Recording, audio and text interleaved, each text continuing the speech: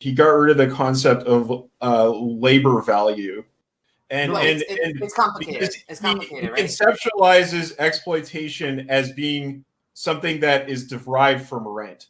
He's still talking about exploitation, but in a completely different framework. It's because neoclassicals, when they did away with labor theory of value, they considered the category of exploitation completely done with. Who gives a shit? And then they're like, you know what? Actually, it'd be funny just to fuck with these Marxists, right? We'll use exploitation in a new way. We'll take this word and repurpose it so that, low skill workers getting solidarity wages from industrial unionism, well, they're exploiters now.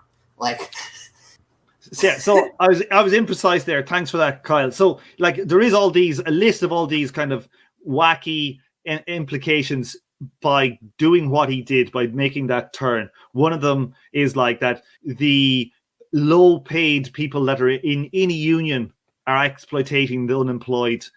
Lots of these things, where basically union workers are exploiting the unemployed, lots of where a strong welfare state also increases exploitation. Welfare recipients are an exploiting class. There's just so many bizarre things that come out of this. Now, Wright then is going to come at this not from trying to explain things everything via rent, but he's going to come up with an alternative definition of exploitation, which we're going to do now. Does anybody have anything to say that I've missed out in that roundup? Just the most important counterintuitive he comes up with, which is that as inequality increases in the neoliberal era, exploitation decreases, and therefore maybe exploitation is actually good for people. It's like the third level, mind bender bullshit ideology turn is exploitation is based on rent. As inequality increases, exploitation goes down. Therefore, exploitation is actually good. Right. And can someone explain this to me? Because I tried to wrap my head around it, and even assuming neoliberal bullshit, I'm just like, how? Because because arguably the solidarity wage is a good thing, even if you consider it exploitative. I don't know if you have left-wing political intuition. Oh, okay, duh. Then allowing the classless society where everyone gets the proper amount for their rent in the Sorensen definition is actually a more miserable and it's a more miserable world, and it's more harmful. And so exploitation, as facilitated by the state, actually that prevents a classless society. That's more humane and good. You can get a real sort of Krugman politics out of this shit. It's actually better for the skilled worker if I'm working in my. It's better for the nurse when I'm working in the hospital as a scheduler if I get shit wages because I'm not part of their union. Otherwise, I'd be exploiting them. If you're making anything over what you would get under perfect competition, then you are an exploiter because you are collecting a rent in the neoclassical framework. And so, yeah, if you are making anything other than just what the going market rate would be, assuming neoclassical perfect competition exists in the background as a possibility, you are an exploiter. So yeah, if you're not in absolute poverty, yeah, exploiter. Holy fuck! I think I like being an exploiter now. Well, you're just in this privileged position as getting these rents for assets you don't have. I mean, that's right, because we all know the real class elite. We all know there's perfect information and perfect competition in markets in the real world. It's just this stuff just fucking makes me want to scream. Let's head into Wright's alternative definition of exploitation. Who wants to take this one? Vicky, do you want to try this one? Sure. So we have the alternate definition as put forward by Wright. Number one is the inverse interdependent welfare principle, which basically means that the material welfare of the exploiters causally depends on the reduction of material welfare of the exploited. Number two, the exclusion principle. This inverse interdependence of welfares of exploiters and exploited depends upon the exclusion of the exploited from access to certain productive resources. And number 3, the appropriation principle. Exclusion generates material advantage to exploiters because it enables them to appropriate the labor effect of the exploited. So, on number 1, basically the material welfare of the exploiter is causally dependent on the reduction of material. It's basically, number 1, basically what he's saying is that in order to be an exploiter, you have to be essentially taking away something materially from somebody else, right? Yeah, like a zero sum kind of a thing. Right, Yeah. yeah. That's exactly right. And then we have like the exclusion principle, which like some people like, so the proletariat say are excluded from the resources, access to certain productive resources. And then the final one is the appropriation principle. So exclusion generates material advantage to exploiters because this enables them to appropriate the effort of the exploited. So this is like the workers in the proletariat don't have access to the productive resources. So when they work for the capitalist is able to appropriate some of their labor due to their lack of access. Okay. Right. While the first one talks about like the game, the second one is sort of the determinant of the rules of the game. Right. I suppose I do have a nice pithy thing about this, and that I'll defend Wright on these terms, in that when John Romer did the analytical Marxist like economic thing, at first he had the same reaction to exploitation. Fuck it, this isn't a meaningful category. But then he tries to use it again, and he redefines it not in as crude and awful a way as Sorensen.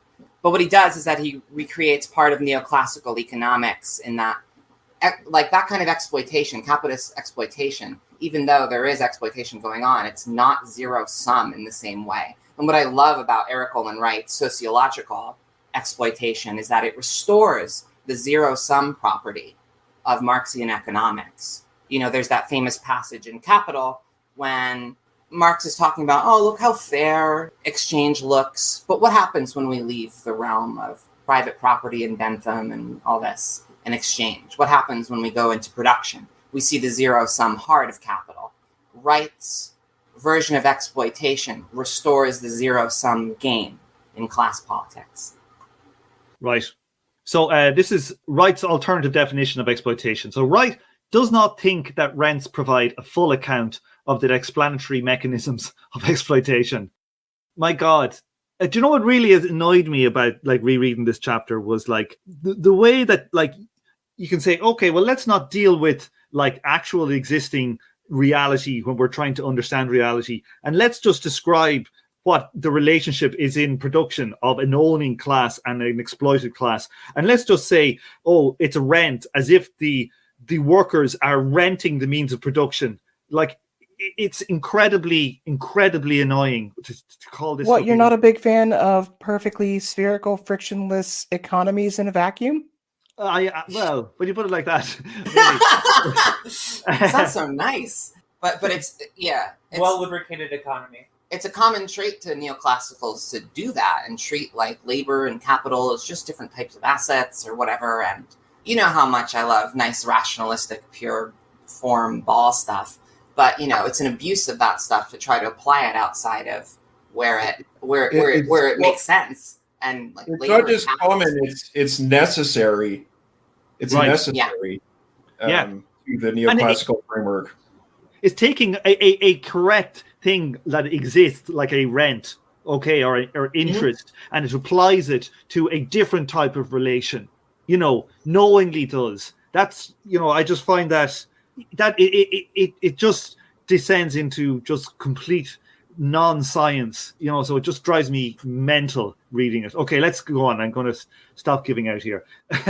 Okay, second point.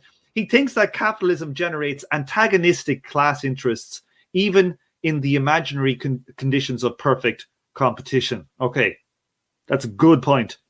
If the first two of these principles are present, so that's the inverse interdependent welfare principle, so your zero sum, and your exclusion principle, where you basically exclude people from the means of production, but not the third, which is the appropriation principle.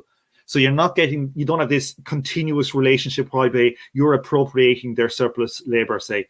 from a Marxist point of view, what might be termed non-exploitative economic oppression may exist, but not exploitation. The crucial difference is that non-exploitation economic oppression, the advantage social category, does not itself need the excluded category. So this is an example in the book they give us of the Native Americans, excluded but not exploited. And I think this is a really, really, really important thing. Like, you can see in the history of the different colonies, different things happening. You see in America, where there was a large amount of immigration there from Western Europe, Russia and places, that they did not need the Native Americans, and they basically, there was a genocide. You see the same thing happens in I think in Australia, New Zealand, but in Africa it's a very, very different thing. So I think this is a very important point, and I think Wright has very eloquently got these principles expressed, and I think they're correct. When I was reading this and I read Sorensen's kind of account and sort of straw man of Wright, where, quoting Sorensen, it says, thus when the European settlers displaced Native Americans, they did not exploit by obtaining an advantage at the expense of Native Americans. They engaged in non-exploitative oppression. I read that and I was like, wow, this is, what the fuck? Like, I'm pretty sure Native America, just like my knee-jerk kind of reaction was like, I'm pretty sure there was some kind of exploitation going on. And then you keep on reading and you get to Wright's response. And it's so damning, like, where he says on the next page, but the dynamics of the antagonism are fundamentally different in two cases. In North America, because the settler population didn't need Native Americans, they could adopt a strategy of genocide as a way of responding to the conflicts generated by the exclusion of indigenous people from the land. There is a morally abhorrent folk expression in U.S. culture that reflects this quality of antagonism. The only good Indian is a dead Indian. That and this is where the difference is important. No comparable expression exists for workers, slaves, or other exploited classes. One might say, the only good slave is a docile slave, or the only good worker is an obedient worker. But it would make no sense to say the only good worker is a dead worker, or the only good slave is a dead slave. Why? Because the prosperity of the slave-owning and capitalists depend upon the expenditure of effort of those whom they exploit. Wow. It's just, look at reality, look at history. These are obvious dynamics that have existed. You cannot brush this under the rug. I think there's a way that people read exploitation theory, and this is maybe true in the rhetoric of Marxists, where, look, there's all kinds of bad oppression out there, but the real evil is exploitation. Certainly you see this in Marxist feminism, where, a lot of people just sort of deny that, unequal exchange of labor when it's not at the point, the wage form, is exploitation. So a lot of people just don't think of, women who do all the housework as exploited in some way. And so, the way that tends to pan out is that, exploitation is the prime evil, and then there's all these other oppressions. But this is actually saying, this is like a fairly different point. And I recently, or somewhat recently, ran into someone on Twitter being like, Eric Olin Wright, he doesn't think jail guards exploit prisoners. That's fucked up, I can't believe he doesn't think that. Yeah, the owners of the prison exploit the prisoners when the prisoners work for them at sweat wages. And the owner of the prison exploits the prison guard. It's a productive labor argument, but yeah, that was the other thing that I thought was a little bit interesting about the way that this alternative definition sort of frames it, is that it brings the managers into the class of the exploited as well, whose labor is used in the process of actually generating value. And I don't know that I necessarily agree with that. Wright has a lot to say about managers, but this is such a zoomed out, broad, big picture, fundamental basis of the economy question that, you really have to zoom in to see those details. And I think that we talked about his overall framework already. We are going to get into management a little later, and there's a chapter 6 is very important for that. Well, to chew on this though, like I think to my job where I schedule for an OPGON, we have like whole teams of people. Like we have our normal supervisors, and we have whole teams of people that like basically monitor compliance to when I'm supposed to be on break and when I'm supposed to be on call, basically ready to take calls to schedule and things like that. So, and then later in this chapter, Wright's talking about how like managers are part of this surveillance apparatus to keep workers working efficiently, to make sure they're not shirking. And that's exactly how it works in my job. Now, are they exploited? Exploited has such a moral connotation for the same reasons that like I had this knee-jerk reaction reading Sorensen's kind of straw man of Wright, being like, well, what the fuck, right? Like, that's not exploitation. Well, no, but there are things worse than exploitation, right? There's relative privileges one exploited person might have over another, but at the end of the day, you could make I don't even know how much I agree with this, but you could make the case that someone whose job it is to surveil workers who are getting exploited and make sure that they're not shirking are also exploited because they're not reaping that surplus value, or however you want to phrase it in Wright's framework. They're just a cost. Sure.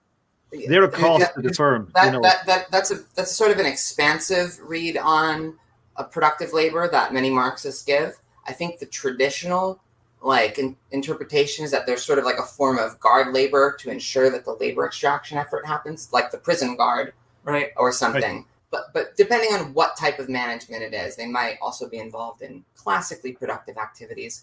Not that those distinctions right here matter super much, but just sure. This is a little bit in the weeds, but yeah. Like it's very interesting this because I read this. There's a kind of a Irish journalist historian guy called Tim Pat Coogan who wrote a book on the Irish famine, and it was interesting because at the time he was like unearthing all these documents about from like the the ministries at the time, the prime minister and all that in England, and he was able to lay out all the case where they wanted to actually to depopulate most of Ireland so that they could have turn it more into a ranching kind of a place for like large cattle ranching. And you see like where the population was, like he makes a case that it was like a genocide. He says, look, the case was like there was excess population there. Why don't we just have cattle there and let's just fucking let them all die? And it's interesting, like, because it really fits like his thesis, whether it's correct or not. I think it's probably pretty good, to be honest. Like it really fits into this. It really hit me when I read this. I was like, oh, like where there's excess, people, and they don't care about them, they're not bringing them into the mode of production of capital, let's just get rid of them. It's very insightful. Yeah. I mean, well, that's just efficiency. It's a key of Marx, and it's a key. It's worth repeating.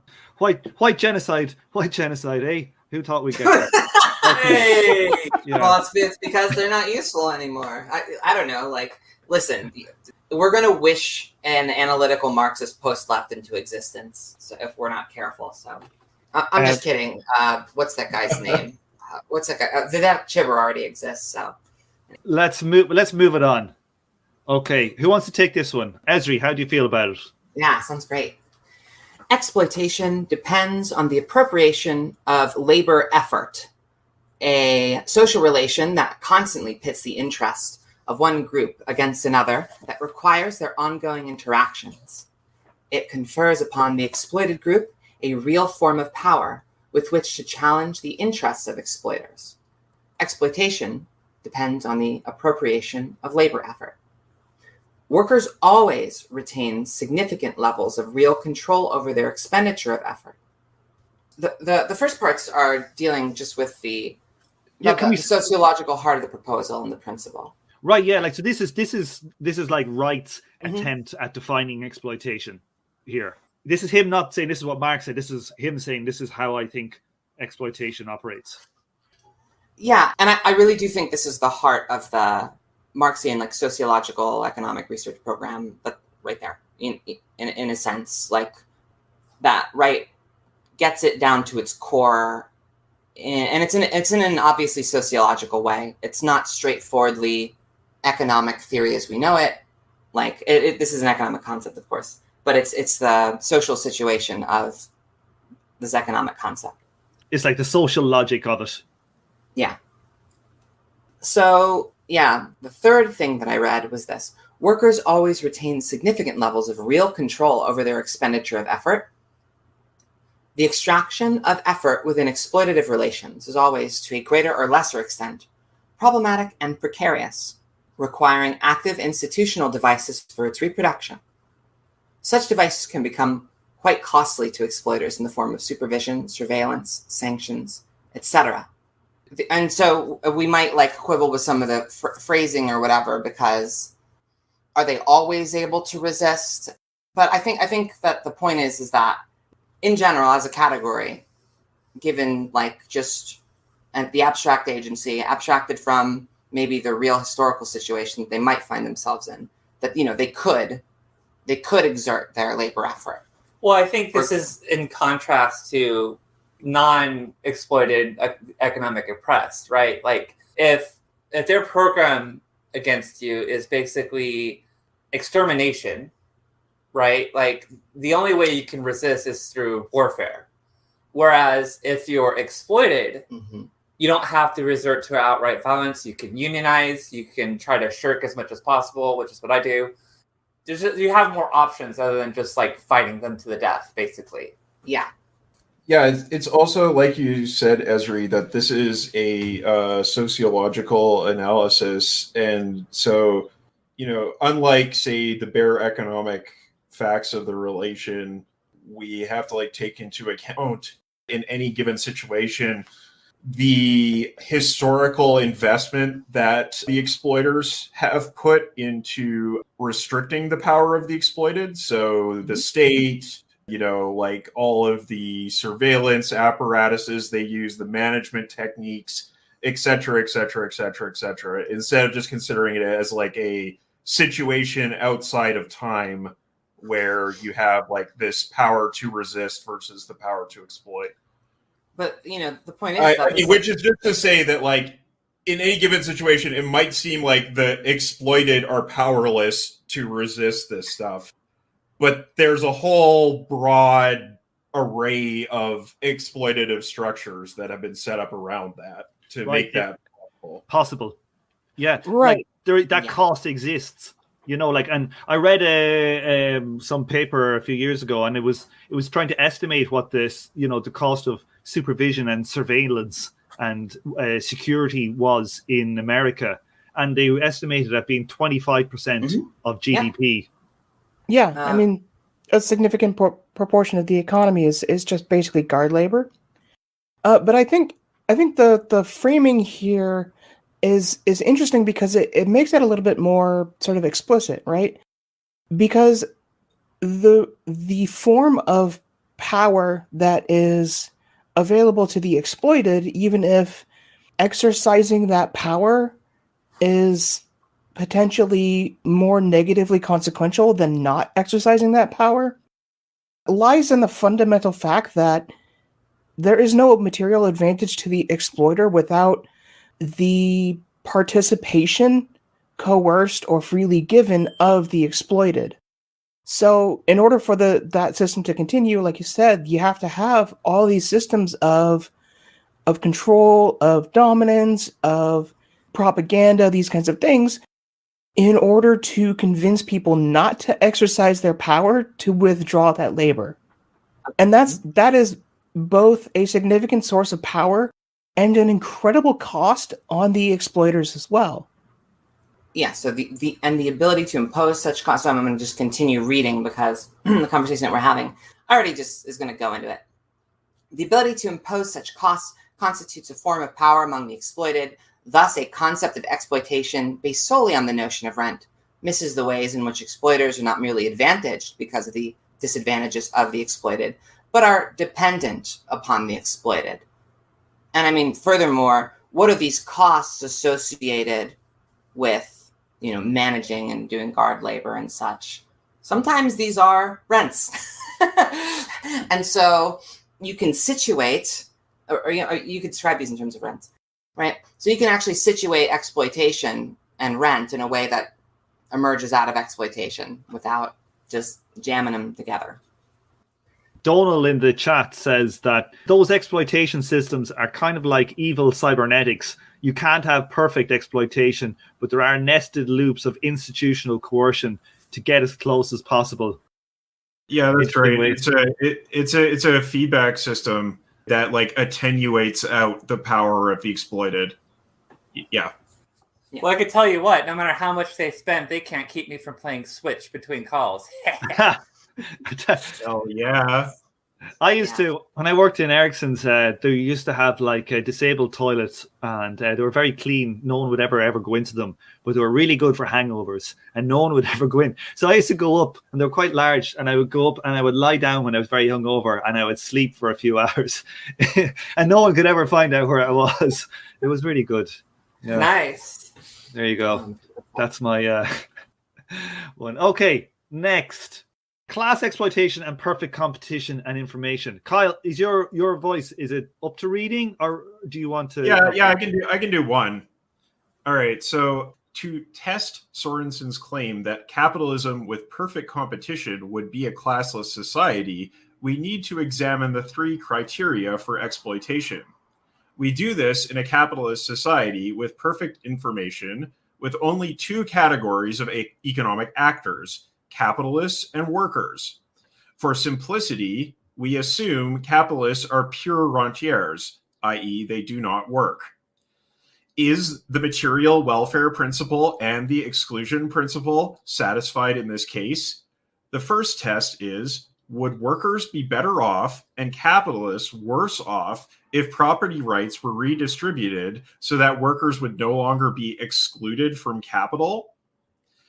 So in other words, so in this system, there is perfect competition, as in there are no transaction costs and there's perfect information. But some people are classed as capitalists who are pure rentiers. They own assets but do not work. And others have their work as an asset, is, I believe, the implication of what he's saying here. Now, if we were to change the property rights so that workers are, quote unquote, no longer excluded from capital, that is, they are capable of being rentiers to some extent. Right, yeah, so it distributes the rentier element equally amongst the population. Right, okay, yes. God, I hate neoclassical economics so much. This is so nonsense. All right. It's hard to argue that the workers would not be better off if they were also rentiers to some extent. Capitalists have a choice of either consuming their capital or investing it, as well as the choice of whether or not they will work for earnings. Workers only have the latter choice. So capitalists can choose to consume capital or invest it, or they could use their labor as a asset that would give them an income stream. And workers can only get an income stream from their labor as an asset. Workers could borrow capital, but they would be better off if they didn't have to. And in a world of perfect information, they would not need collateral, since there would be no transaction costs, monitoring costs, or no possibility of opportunism.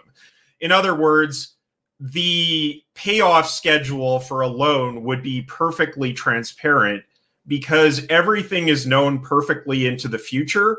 And so the lender never has to worry about default, because what happens is exactly predictable in a world of perfect information. So if we just define away all of the dynamics of lending, then yes, we end up with this outcome. This shows that if these assets do not generate rents, it is still true that non-owners would be better off if the income-producing asset was redistributed. So, wow, shucks. Who could have thought? So, yeah. Okay, so I think what he's saying is assume that there are things in this world that the capitalists own that are not simply income flows from rents, but are assets. And if the workers were to have the assets, which were acquired through rents, but are not themselves simply rent income streams, the workers would be better off. Yeah, which is, self-evident, but okay, sure. This example is so funny to me because it's like Sorensen is like ANCAP, and then in this specific example, right, is kind of like left-wing market anarchism as like a counter to Sorensen's ANCAPitalism. Like, Sorensen's like, oh yeah, like classless, stateless society through markets, pretty cool. And Wright's like, yeah, but what if like we just redistributed and everybody was petite bourgeois? That'd be pretty cool too, This is just for a little context. This is all pulled from John Romer's General Theory of Exploitation and Class. And so he's the one we can blame. He's the one we can blame for this example. But the point of this is to establish a Marxist-like theory of exploitation that is an imminent critique of neoclassical economics. And because it's in such simple terms, I don't know, like when I was growing up and I tried to think about exploitation in rational choice terms, the obvious thing would be like, well, yeah, would everyone be better off if this kind of property didn't exist? Romer in that book uses that framework to argue that, okay, this is a swamp side art. I got some swamp side thoughts here, some big bong rips about... Everyone bust out the bong. Bongs out. Bongs ahoy. Bongs out. Rudolf borrows The Alternative in Eastern Europe, where he posits that historical progress is elimination of different forms of exploitation. Romer essentially recreates the same logic and, tries to found a version of historical materialism that way. So, okay, but this is the thing I don't understand about this example. How in the fuck do you end up with a society of pure rentiers in a world of perfect competition? How is that sustained? So I think in this specific example, everyone is kind of both. Everyone is a little exploited and also a little bit of an exploiter. No. I think Kyle, it's literally just these are the initial conditions we have. X amount of rentiers, Y amount of workers, and we start from there. Okay, the thing that annoys me so much about this is I have to keep remembering that time is meaningless to neoclassical economics. Because I think to myself, okay, if this is the system you set up, you run this for like any length of time at all, and the pure rentiers cease to exist. Like, it is not possible to sustain that relationship under perfect competition, assuming the existence of time. But neoclassical economics does not assume the existence of time. So I hate the way that they make these normative claims based on perfect competition, but then also run these kinds of preposterous thought experiments that are possible. Like, they violate the normative claims about perfect competition, and that is possible because you can set initial conditions and examine them in a timeless system. And there's one other thing here as well. Is like where they talk about the workers could borrow capital. Okay, and if there's perfect information and everything like that, that would imply, I'm not even sure if it would imply there is even an interest rate, right? Because you can't have an interest rate if you're not generating rents. You receive, like, if you were a lender lending out an asset, you would receive exactly nothing. Yes. There's no gains. Yeah. Right. Yeah, because this entire thought experiment is so goddamn nonsense, because in order to set the initial conditions for this thought experiment and to like make it be an imminent critique of neoliberalism, you have to be so lost in the goddamn sauce. Like neoclassical economics. I think the reason that this is here is A, to argue that from the rules of the capitalist game, there's clearly something like antagonistic class interests that pop up, even from neoclassical assumptions. I think the second reason this is here is because implicitly we're dealing with Romer's definition of exploitation. Wright disagrees with Romer, and he didn't always. Wright adds the labor appropriation principle in response to Romer, right? And so while Romer can see why the rules of the game generate antagonistic class conflict, he actually can't really, his models can't regenerate the zero-sum dynamics of capitalism, essentially. Yeah, because in order to introduce the notion, the third notion, the appropriation notion that Wright has here, you have to introduce the concept of time. Exactly. Because there has to be labor as a process in time, which is something that Romer's model cannot admit. In order to apply this principle to this economy, because it's this kind of thing, you don't necessarily need time. In order to have like anything like a realistic economy, you need time. In neoclassical economics, the concept of labor effort is meaningless without reference to time. Neoclassical economics, you can call it economics is ending territory, and it would mean the same thing. Nice, I get to see Mad Kyle. We got Mad Kyle disease. Mad Kyle disease. No, listen, I just think that like it's fine if some people are going to continue trying to understand Marxism in terms of neoclassical economics. I'm not going to convince those people out of it. And so I want them to get what's important about exploitation. And what I've eventually found, in doing all the stuff about labor theory of value, and I don't know, like a lot of interesting studies that I'm glad I did, is just that it's the sociological notion that matters the most, not how you model it economically. So, I feel a lot less like upset that a neoclassical economics example, while neoclassical economics is too abstract to represent the real world, I don't mind that it's here, because there's a lot of people that you can't convince of the labor theory of value.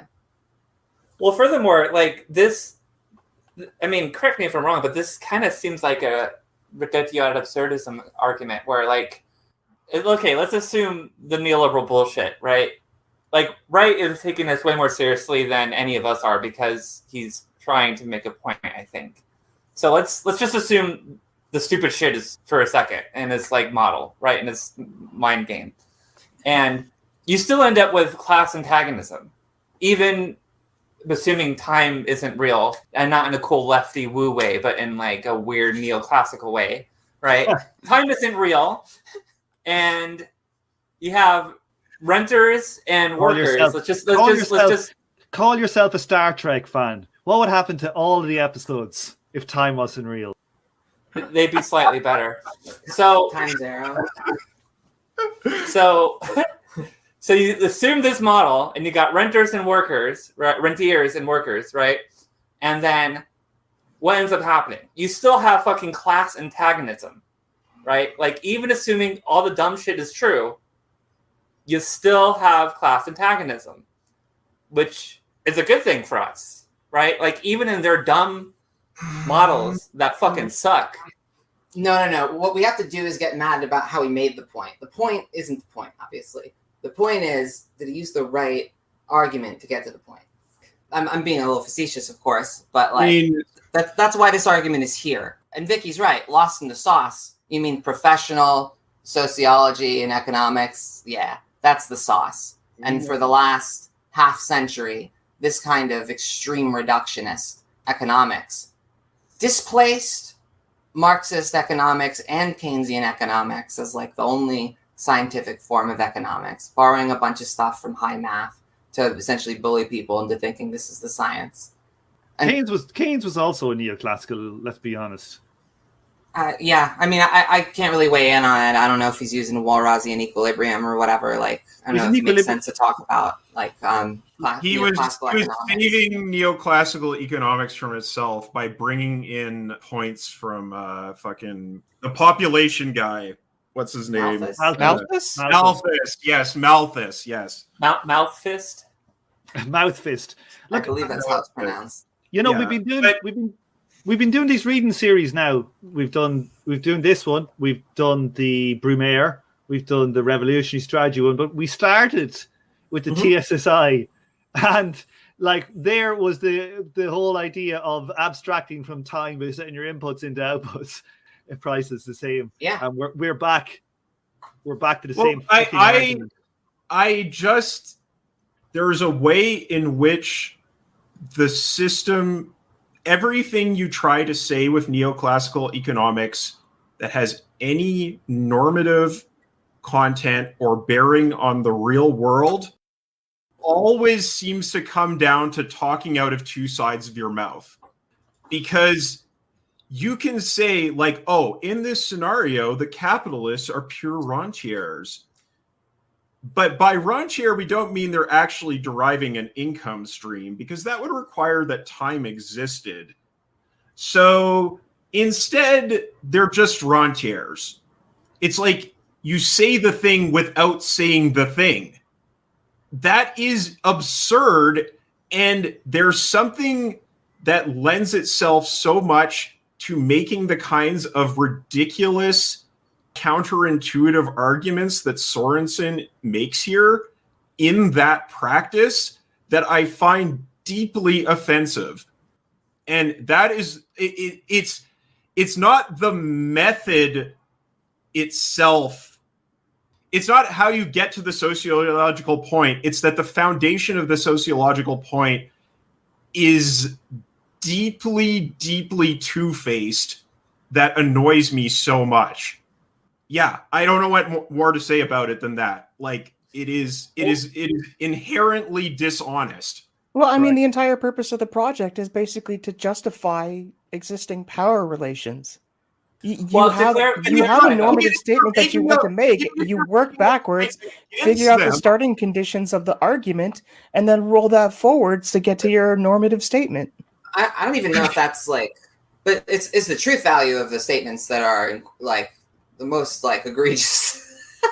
Like the ideological stuff, I think is obvious, but like the fact that it's not obvious. They teach this shit to first-year econ students without telling them all of the reasons why it's obvious. Listen, I have taken those economics classes, and that's why I'm here. Basically, is because I was like, what the fuck? And you're right. It's not obvious to everybody. It's obvious to us. Okay, but again, the point is here, I was one of those kids who went through those classes and did not think, oh, this is fucked. Oh, how does this make any sense at all? I was the kid who was like, oh, interesting, counterintuitive. This was real science.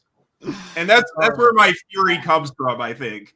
Well, no, that's a fair point. Like, you've done graduate work in this field, and so you've had to deal with that kind of intellectual bullying from blustering people who pretend they're fake science is math.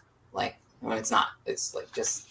Funny, Kyle, I had the exact opposite. I did a course in mathematical economics, my degree, and like after about a week, I was like, "What type of horse shit is this?" You know, I was so annoyed. I was just an econ. Yeah, maybe. Yeah, the only actual econ course I took was economics for engineering majors, and like the first day of class, the professor stands up and basically just goes, yeah, all of this is entirely bullshit. Just know it for long enough to put it on the test and then get on with your lives, because this doesn't matter. It's like... I respect that man. I respect him.